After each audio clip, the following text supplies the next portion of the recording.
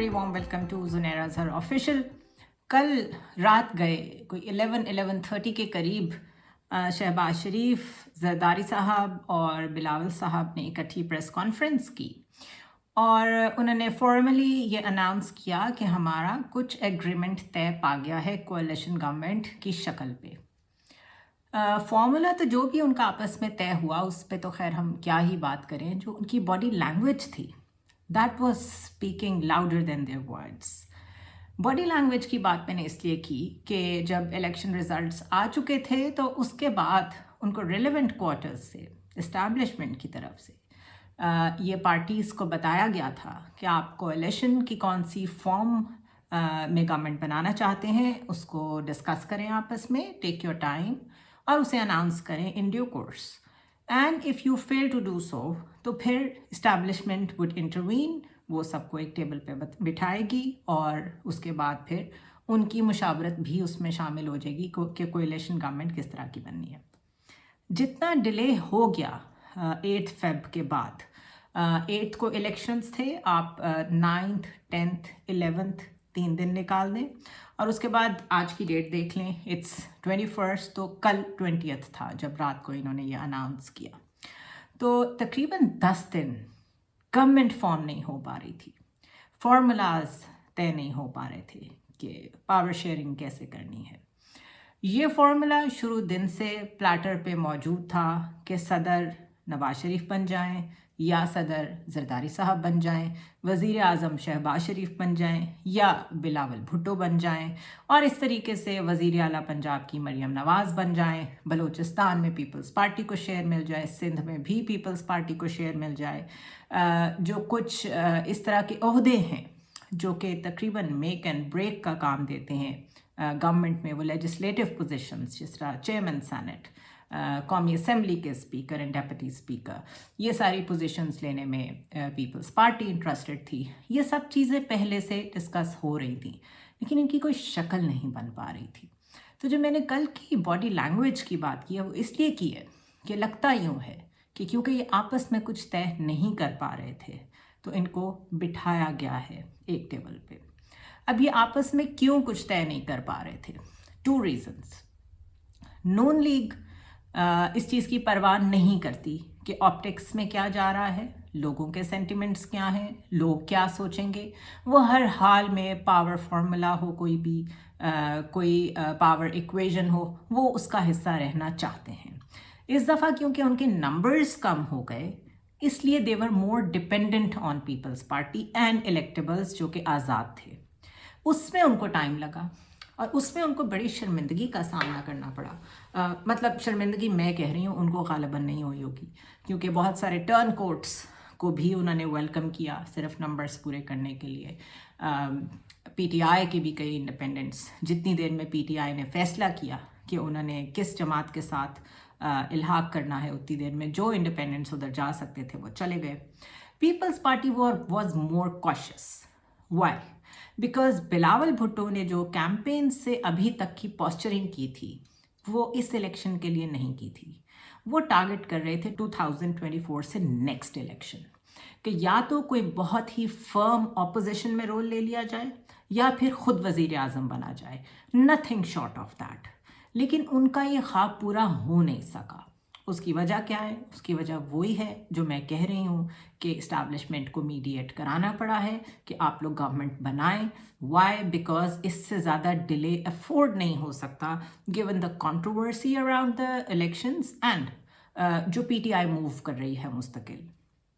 ये बात तो तय है कि जितनी सीट्स पीटीआई की अनाउंस हुई हैं कि वो जीते हैं, I am not talking about जितनी वो जीते थे, जो बाद में मान ली गई कि उन्होंने जीती हैं, वो नंबर इतना नहीं था कि वो गवर्नमेंट बना सकते। लेकिन बहरहाल एक फॉर्मेलिटी पूरे करने के लिए शहबाज शरीफ ने कल ये भी कहा कि पीटीआई को टाइम दिया कि अगर अपनी आप गवर्नमेंट बनाना चाहते हैं तो बना लें, लेकिन उनके नंबर्स पूरे नहीं थे। यहाँ पर बहुत बड़ी जिम्मेदारी आ गई है इस कोalition गवर्नमेंट पे। पाकिस्तान के चैलेंजेस बहुत बड़े हैं और चैलेंजेस बड़ी करने में भी इन्हीं पार्टीज़ का रोल है। 15 साल सिंध में कुछ डिलीवर नहीं किया पीपल्स पार्टी ने। 16 महीने फॉरेन मिनिस्टर कुछ नहीं कर सके पाकिस्तान के लिए ग्लोबल अरीना में। اور نواز شریف کے جو بھائی ہیں چھوٹے شہباز شریف پرائم منسٹر رہے 16 months، کچھ نہیں کر سکے سوائے اس کے کہ ایک اسٹینڈ بائی ایگریمنٹ IMF کا ایک اور سائن کرا لیا۔ آنے والے وقت میں ان کے پاس کہنے کے لیے یہ بھی نہیں ہوگا کہ یہ سب کچھ PTI کا کیا دھرا تھا۔ You always need someone to blame on. انگریزی میں کہا جاتا ہے کہ blame it on someone, کوئی نہیں مل رہا تو کریٹ کر دو دشمن اپنے لیے۔ اس دفعہ ان کے پاس یہ کوشچن نہیں ہے۔ میگا چیلنجز ہیں اکانومی کو لے کے، انٹرنیشنل ریلیشنز کو لے کے، پاکستان کی پوزیشن اس ریجن میں لے کے، ہاسٹائل بارڈرز بڑھتے جا رہے ہیں، ایران، افغانستان، انڈیا پہلے سے موجود ہے۔ So at all fronts massive challenges ہیں۔ اب انہوں نے یہ کیسے چلانا ہے یہ تو یہی جانتے ہیں۔ ہمیں یہ معلوم ہے کہ آنے والا وقت عام آدمی کے لیے بہت ڈیفیکلٹ ہوگا۔ آپ بانٹ لیں آپس میں، چاروں صوبوں میں اپنی مرضی کے گورنرز، اپنی مرضی کے وزیر اعلیٰ آپس میں بانٹ لیں، سارے آئینی عہدے بھی آپس میں بانٹ لیں، جب دل کرے ایک دوسرے کی گورنمنٹ گرانے کے لیے بارگیننگ چپ کے طور پہ جو مرضی کریں۔ جو ایک چیز پکی ہے وہ یہ ہے کہ بہت آنے والا وقت عام آدمی کے لیے ٹف ہوگا۔ آلریڈی سفارشات مانگنی شروع کر دی ہیں IMF نے۔ میں خبر آپ سے شیئر کر دیتی ہوں۔ IMF نے آئندہ مالی سال کے الیکٹریسٹی ٹیرف کے لیے جو ڈیٹیلز ہیں اس کے بارے میں گورنمنٹ آنے والی کیا سوچ رہی ہے اس کی ڈیٹیلز طلب کر لی ہیں۔ تفصیلات کے مطابق IMF نے پاور ڈویژن سے کراس سبسڈی کی تفصیلات مانگی ہیں، اور کراس سبسڈی کے باعث جو انڈسٹریل ڈیولپمنٹ ہوتی ہے اس پہ تقریباً 473 ارب روپے کا آلریڈی بوجھ ہے۔ حکومت IMF کو اپنا جواب اس فرائیڈے تک بھیجے گی۔ سو ابھی بڑی ٹائٹ ڈیٹس ہیں جو ہم نے دیکھنا ہے کیسے فالو ہوتی ہیں۔ یہ بڑی فینسی ڈسکشنز ہیں کہ کیبنٹ میں کون کون ہوگا۔ وی آل نو آبویس فیسز ہوں گے اس میں۔ سوال یہ ہے کہ وہ آبویس فیسز، اولڈ فیسز، کوئی نیا آؤٹ آف دا باکس ایسا کیا فارمولا لائیں گے کہ IMF کے ساتھ ٹف نیگوسیشنز کر سکیں۔ نیگوسیشنز تو کرنی پڑیں گی، ٹف نیگوسیشنز کر سکیں جس میں عام آدمی کو جتنا بچا سکیں بچا لیں، but I don't see that happening because PDM government میں تو جتنا اوفینڈ کیا تھا IMF کو اور ورلڈ بینک کو اسحاق ڈار صاحب نے، اس کے بعد اسی گورنمنٹ سے یہ توقع رکھنا کہ کوئی نیا فیس ہوگا، اور اگر نیا فیس ہوگا تو اس کو پیچھے سے کوئی ڈیفیکٹو یا شیڈو منسٹر کنٹرول نہیں کر رہا ہوگا۔ آلریڈی نون لیگ نے نواز شریف کو کنگ میکر کہنا شروع کر دیا ہے، وچ مینس کہ he has probably formally retired from the politics، اور اب وہ پیچھے سے بیٹھ کے اپنی بیٹی کو پروٹیکشن دیں گے، گائیڈ کریں گے، اپنے بھائی کو بھی گائیڈ کریں گے کہ آپ نے کس ڈائریکشن میں جانا ہے۔ اب اس میں شہباز شریف کتنی ان کی لائن ٹو کرتے ہیں، that's a different ball game. PDM کی جو گورنمنٹ تھی وہ صرف 16 مہینے کی تھی، وہ ایک ڈفرینٹ سٹوری تھی۔ اب 5 سال کے مینڈیٹ میں شہباز شریف کتنی اپنے بھائی کی بات سنتے ہیں اور کتنا اپنا مینڈیٹ لے کے پرسنل ڈیسیجن میکنگ کرتے ہیں، اس کا کتنا کانفلکٹ مریم نواز کے ساتھ آتا ہے، یہ ایک علیحدہ گیم ہوگی۔ So massive challenges at massive levels, different fronts. اس کے علاوہ ہماری کورٹس بھی اپنے آپ کو بہت اچھی طرح ایکسپوز کر رہی ہیں، اینڈ آئی آلویز سے کہ ان لوگوں کا شکریہ ادا کرنا چاہیے جو اپنے آپ کو ایکسپوز کر دیتے ہیں۔ وہ جو چھپے ہوئے لوگ ہوتے ہیں جو کہ پیچھے سے وار کرتے ہیں وہ زیادہ خطرناک ہوتے ہیں۔ سو آج بہت خوبصورت ڈسکشن ہوئی سپریم کورٹ میں، جس میں حسب عادت چیف جسٹس نے جو درخواست گزار ہے اس کا مذاق بھی اڑایا، شوکت بسرا کو بولنے بھی نہیں دیا، اور بہت سے ایسے کامنٹس پاس کیے جن کی ضرورت نہیں تھی، خاموشی بھی اختیار کی جا سکتی تھی، لیکن آئی ڈونٹ نو کہ وہ ایسے آرگیومنٹس کیوں دیتے ہیں جو ان کی کرسی کو زیب نہیں دیتے۔ عام انتخابات کل عدم قرار دینے کی اپیل تھی جو آج خارج کر دی گئی۔ درخواست گزار کو 5 لاکھ جرمانہ بھی کیا گیا، اور جو شہری بریگیڈیئر ریٹائرڈ علی خان ہیں انہوں نے انتخابات میں دھاندلی کی تحقیقات اور دوبارہ انتخابات کی استدعا کی تھی، اور وزیر دفاع کے ذریعے سے ان کو نوٹس جاری کیا گیا تھا، تاہم وہ پیش نہیں ہوئے، اور بعد میں پتہ چلا کہ ان کے گھر پہ پولیس بھی گئی ہے، نوٹسز بھی بھیجے ہیں، لیکن وہ گھر پہ موجود نہیں ہیں۔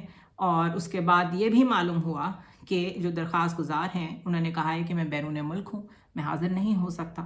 ای میل کے ذریعے سے درخواست واپس لینے کی درخواست بھی بھیج دی انہوں نے، اور اس کے بعد اس درخواست کو लेके चीफ जस्टिस ने कहा कि अजीब आदमी है, सस्ता होने के बायस लोग रिटर्न टिकट लेते हैं, उन्होंने वन वे टिकट लिया। लगता है अली खान ने सुप्रीम कोर्ट में दरख्वास्त दायर करके पब्लिसिटी स्टंट खेला है। 8 फरवरी के इंतखाबात को कलअदम करार देने की दरख्वास्त खारिज कर दी जाती है, जबकि अदम पेशी पे दरख्वास्त गुजार पर 5 लाख रुपए का जुर्माना आयद कर दिया गया है। इसके अलावा chief justice Sindh high court ने जो कुछ अल्फाज कहे हैं वो मैं आपके सामने रखती हूँ, and I present them to you with an open mind. आप खुद देखें और सोचें कि एक जज कैसे बिहेव कर रहा है, दूसरा जज जो है वो किस माइंडसेट के साथ बात कर रहा है। और ये असल में अच्छी बात है, लेकिन ये जज साहब इन अल्फाज के बाद कब तक सर्वाइव करते हैं, that is another question. Chief justice Sindh ने सोशल मीडिया और इंटरनेट की बंदिश के खिलाफ दरख्वास्त पे समाअत की। उन्होंने कहा कि जैसे इलेक्शन करवाए हैं माशाल्लाह पूरी दुनिया तारीफ़ कर रही है, इंटरनेशनल मीडिया भी बता रहा है कि किस तरह के इलेक्शंस हुए हैं। इंटरनेट यहाँ भी नहीं चल रहा, वहाँ भी नहीं चल रहा। लगता है जिस तरह के इलेक्शन करवाए हैं बंदर बांट करके कब्र पे फूल चढ़ाए हैं। जस्टिस अकील अब्बासी के रिमार्क्स पर पीटीए के वकील, पीटीए वो इदारा है जो कि पाकिस्तान टेलीकम्युनिकेशन को डायरेक्टली कंट्रोल करता है। जब भी आपका इंटरनेट डाउन हो, अगर आपने बिजली बंद होने पे वापडा को बुरा भला कहना है तो इंटरनेट डाउन होने पे आप पीटीए को बुरा भला कह सकते हैं। This is the simplest explanation of this. तो उन्होंने ये कहा कि वफाक और सूबाई हुकूमत की जानिब से सिक्योरिटी खदशात के पेश नज़र इंटरनेट और मोबाइल सर्विस बंद की गई।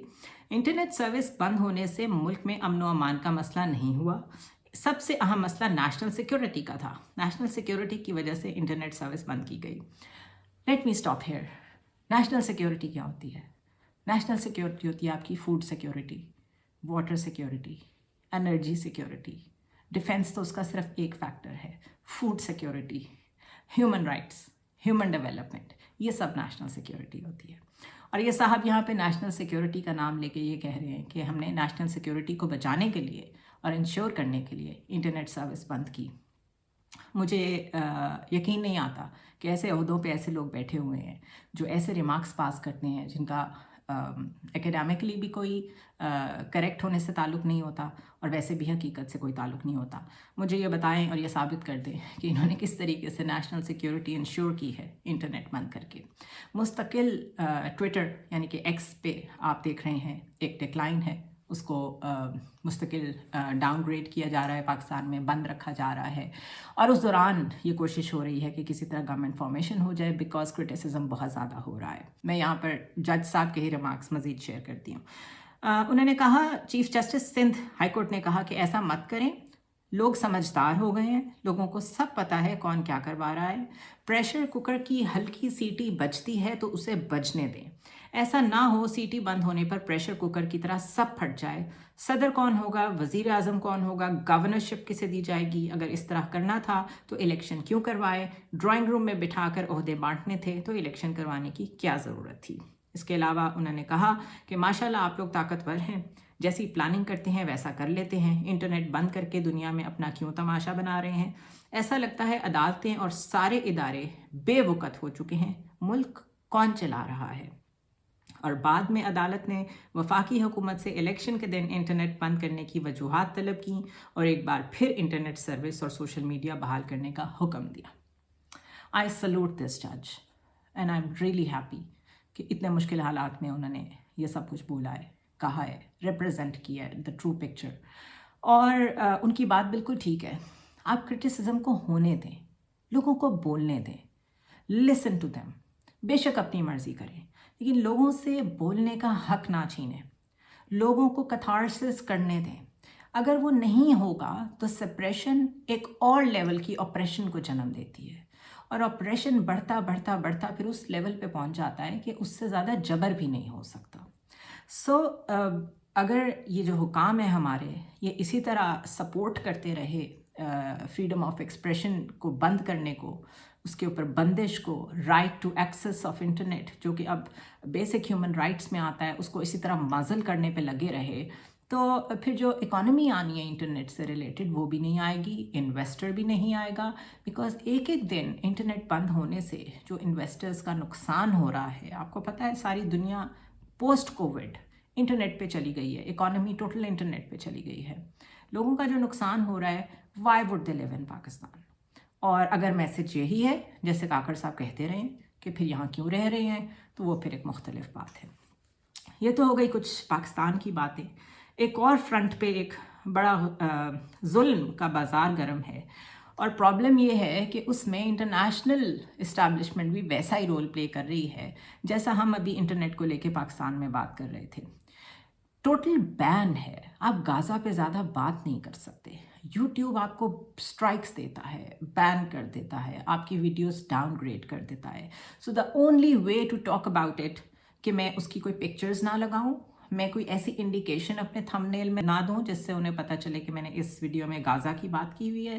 سو I will try to follow this trick کہ میں اپنی بات بھی کر جاؤں اور اس کا کوئی ریفلیکشن میری ویڈیو میں آئے نہیں, تاکہ آپ تک بات بھی پہنچتی رہے اور اس کے اوپر اسٹرائکس بھی نہ آئیں.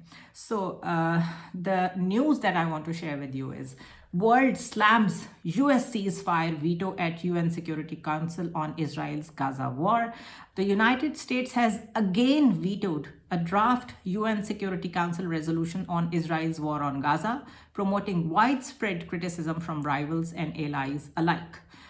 Tuesday کو یہ ریزولوشن پیش کی گئی اور اس میں سرکولیٹ کی گئی یہ ریزولوشن کہ ٹیمپریری سیز فائر کریں جس میں وہاں پہ غازہ میں ہیومینیٹیرین ایڈ پہنچائی جا سکے. لیکن اسرائیل اس بات پہ مضر ہے کہ ان کے سارے جو وار پرزنرز ہیں وہ ریلیز کر دیے جائیں وداؤٹ سیز فائر. تو یو ایس نے یہ جو یو این ریزولوشن کو ویٹو کیا ہے یہ تیسری دفعہ کیا ہے. ان کے ویٹو کرنے سے ہو کیا رہا ہے کہ مستقل وار کنٹینیو کر رہی ہے. غازہ میں جو حالات ہیں وہ اب رپورٹ کرنے والے وہاں پہ پریس کے لوگ بھی نہیں رہے ہیں. وائی؟ بیکاز کچھ مارے گئے ہیں, کچھ زخمی ہو گئے ہیں, کیونکہ وہاں فوڈ نہیں ہے, واٹر نہیں ہے, الیکٹریسٹی نہیں ہے. تو آخر آپریٹ کرنے کے لیے بھی کچھ ریسورسز چاہیے ہوتے ہیں پریس کو. جب وہی موجود نہیں ہے تو آہستہ آہستہ وہاں سے تقریباً سارا پریس نکل گیا ہے. اگر کوئی وہاں پہ لوکل پریس ہے تو وہ جب انٹرنیٹ اویلیبل ہوتا ہے تو وہ کنیکٹ کر لیتا ہے ٹو دا ورلڈ. اگر کوئی چیریٹی آرگنائزیشنز وہاں پہ الاؤڈ ہیں جو کہ بہت کم ہیں, and I am in touch with a few of them, تو وہ بتاتے ہیں کہ ہیومینیٹیرین ایڈ وہاں پہ دینا بہت مشکل ہے اور انہیں کے ذریعے سے تھوڑی بہت خبریں پہنچ جاتی ہیں. تاہم دنیا کی hypocrisy towards Gaza, how the modern world is failing the people of Palestine. اور یہ 2023 اور 24 میں ہو رہا ہے. یہ ہم کوئی 1955 کی یا 1920 کی بات نہیں کر رہے جو ورلڈ وارز ہو رہی تھیں. یہ ہم ماڈرن ورلڈ کی بات کر رہے ہیں. اینڈ اٹ از انبلیویبل کہ in this day and age U S جیسا ملک جو کہ ڈیموکریسی کا چیمپئن بنتا ہے, اسرائیل کے ساتھ کمپلیسنٹ ہے in this genocide against Palestinian people. تو یہ تیسری دفعہ یو ایس نے ویٹو کیا ہے اور اس کی وجہ سے ابھی تک وہاں پر کیونکہ سیز فائر ہو ہی نہیں پا رہا تو 29,000 لوگ اب تک مارے جا چکے ہیں. دس is proper genocide by the وے. اب میں آپ کے ساتھ یہ شیئر کروں گی صرف نمبرز میں کہ کون سے ملک ہیں جنہوں نے اس کے خلاف ووٹ دیا. وہ ایک ہی ملک ہے, یو ایس, اور بیکاز اس کے پاس ویٹو پاور ہے تو اس کے ایک کے ہی ووٹ کرنے سے یہ ریزولوشن پاس نہیں ہو سکی. UK has abstained, I am sure everybody understands کہ ووٹ ہی نہ دیں آپ تاکہ آپ کا نام کنٹروورسی بن جائے کہ ہم نے سپورٹ نہیں کیا, لیکن آپ نے کوشش بھی نہیں کی کہ آپ اس میں کوئی حصہ ڈالیں اس سیز فائر میں. اور باقی U A E, Switzerland, Russia, Mozambique, Malta, Japan, China, Gabon, France, Ecuador, China, Brazil and Albania, ان سب نے فیور میں ووٹ کیا ہے اور ڈیمانڈ کیا ہے کہ وہاں پہ جتنی جلدی سیز فائر ہو سکے اس کو کریں اور لوگوں کو وہاں سے ریسکیو کریں. اور میں ورڈز آپ کے ساتھ صرف شیئر کر لوں کہ جہاں اتنے لوگ مر رہے ہیں وہاں پہ ہر ملک نے ورڈ کیا یوز کیا ہے اپنی اسٹیٹمنٹ میں. چائنا کہتا ہے strong disappointment and dissatisfaction with the U S. Russia کیا کہتا ہے؟ رشیا کہتا ہے another black page in the history of the Security Council. France کہتا ہے could not be adopted. We regret such a simple word. آپ کے words international community میں جب آپ بولتے ہیں آپ کے ورڈز ریفلیکٹ کرتے ہیں کہ آپ کتنا اسٹرانگ اس چیز کے اگینسٹ جا رہے ہیں یا فور جا رہے ہیں. تو آپ نے چائنا نے کیسے کیٹیگوریکلی بولا وہ سنا, رشیا نے کیا بولا, فرانس نے بڑا ڈپلومیٹکلی کہا ہے we regret. So they said that we express regret that the resolution could not be adopted given the disastrous situation in Gaza. मान सब रहे हैं लेकिन करना कोई कुछ नहीं चाहता. अल्जीरिया ने क्योंकि ये मूव की थी, रेजोल्यूशन पेश की थी, तो उन्होंने कहा है United Nation Security Council has failed once again and warned the move could have profound consequence for the Middle East as a whole. Palestine के जो वहाँ पे एनवॉय हैं उन्होंने कहा है very regrettable and this is very meaningful कि जब ये सब हो जाएगा और वहाँ पे हैंडफुल ऑफ पीपल ज़िंदा रह जाएंगे या पता नहीं वो भी होंगे कि नहीं, तो the world is going to regret. लेकिन वो रिग्रेट बहुत आर्टिफिशियल होगा बिकॉज जब मौका था आप लोगों ने कुछ नहीं किया. हमास ने कहा है कि administration of US President Joe Biden's decision to block Algeria's draft resolution benefits the agenda of the Israeli occupation which aims to kill and displace Palestinians. कि जितने मर सकते हैं उनको मार दें आप वॉर में, बाकियों को डिस्प्लेस कर दें और कंप्लीट कब्जा कर लें गाज़ा पे. पैलेस्टीनियन अथॉरिटी ने क्या कहा है? उन्होंने कहा है कि the Palestinian presidency said that it holds US administration responsible for supporting and providing protection to Israel's barbaric attacks against children, women and elderly in Gaza. Qatar, उन्होंने कहा है कि this is United Nations failure to adopt the Algeria drafted resolution and pledge to continue facilitating efforts to secure a truce in Gaza. Saudi Arabia ने वही words use किए हैं जो France ने किए हैं. We regret. And this is even more shameful. आप जितना मर्जी सऊदी अरेबिया को वेस्टर्नाइज कर लें, नाइट क्लब्स खोल दें, फुटबॉल ले जाएं, जो इंटरनेशनल ब्यूटी कॉन्टेस्ट हो रहे हैं उसमें आप लड़कियां भेजना शुरू कर दें, अवार्ड्स करने शुरू कर दें, लेकिन आप जो बेसिक ह्यूमैनिटी को फेल कर रहे हैं, छोड़ दें. मुसलमानों को आप सपोर्ट नहीं कर रहे. पैलेस्टीनियंस, मुसलमान बाद में, इंसान पहले हैं. लेकिन ये जो गैर इंसानी सलूक सऊदी अरेबिया कर रहा है, this is also worth noting.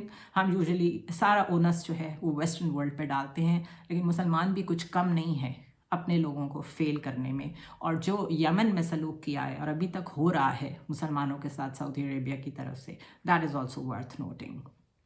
Norway का जो मिशन है यूएन में, उसने भी रिग्रेट का वर्ड यूज़ किया है, which is a very delicate word, perfectly balanced diplomatic word. इससे ज़्यादा ये कुछ नहीं है. क्यूबा के जो प्रेसिडेंट हैं, he blasted at the US and said its veto made it complicit in Israel's crimes against Palestinians. इसी तरह एमनेस्टी इंटरनेशनल ने भी कहा है कि US is not on the right side of the history. एक council on American Islamic relations है, उसके जो डायरेक्टर हैं उन्होंने कहा है we are running out of words.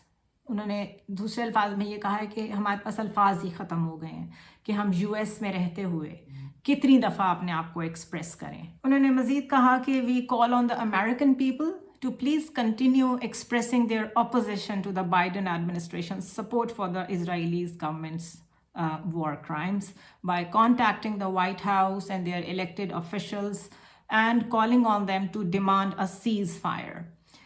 इस सारी जो मैंने आपको एक एक कंट्री के वर्ड्स बताए हैं जो उन्होंने यूज़ किए हैं, वो मैंने इसलिए बताया कि अगर यूनाइटेड नेशंस को फेल करने में कोई मुल्क ऐसे हैं जिन्होंने किरदार अदा किया है, तो वो मुल्क वही हैं जिनके पास वीटो पावर है.